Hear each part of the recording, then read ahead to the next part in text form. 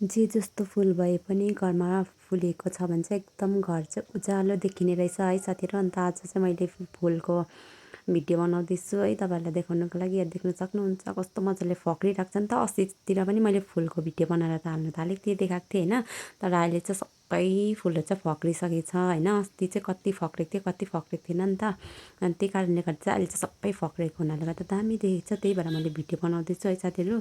अन्त हाम्रोमा चाहिँ हुन त त्यति खासै फुलहरू त्यस्तो खासै राम्रो त छन् त छैन, र पनि फुलेर होला कस्तो मजाको देखिरहेको जस्तो लाग्दैछ नि त मलाई। त्यही भएर चाहिँ मैले भिडियो बनाएको छु होइन। हाम्रोमा चाहिँ बाबाले रोपेको यो फुलहरू चाहिँ हुनु त अन्त यल्लो र वाइटमा चाहिँ एकदम बेसी मात्रामा छ नि त होइन। अन्त त्यही भएर मैले चाहिँ मजाको देखेर चाहिँ आज भिडियो बनाएको है साथीहरू। दिन पनि राम्रो भइरहेको थियो होइन।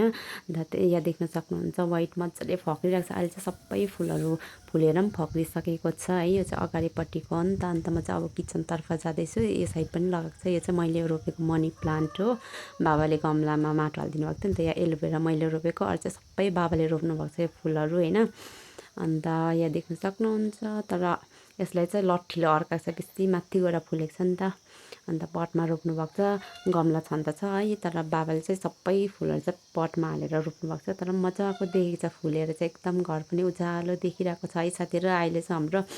अन्त त्यही कारणले मैले चाहिँ एकछिन भए पनि भिडियो बनाउँछु, सबैतिरको फुलहरू देखाउनु पऱ्यो भनेर चाहिँ मैले भिडियो बनाएको। सो मैले टाढोबाट पनि देखाइदिएको छु साथीहरू। यो चाहिँ किचनपट्टिको फुलहरू हो नि त। अन्त मैले टाढोबाट पनि देखाइदिएको छु। यहाँ देख्न सक्नुहुन्छ। कसलाई फुल मनपर्छ कमेन्ट गर्नुहोस् होला है।